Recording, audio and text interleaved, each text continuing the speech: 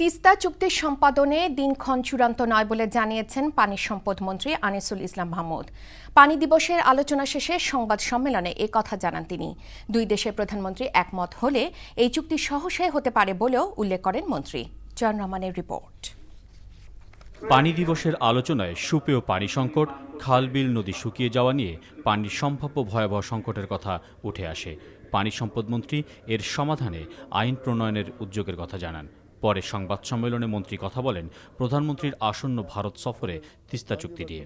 ভারতের কিছু আভ্যন্তরীণ রাজনৈতিক ব্যাপার আছে এবং সেগুলোর জন্য কিছু সময় লাগছে, সুতরাং ওইটা কীভাবে তারা সমাধান করবেন সেটা এই মুহূর্তে বলা যাচ্ছে না।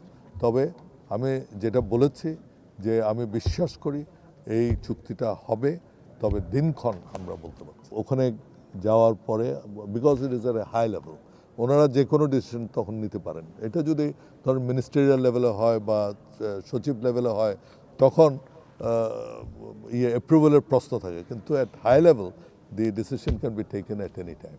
তবে পানি বন্টন নিয়ে ভারতের সাথে বিভিন্ন চুক্তির বিষয়ে আলোচনা চলছে বলে জানান তিনি।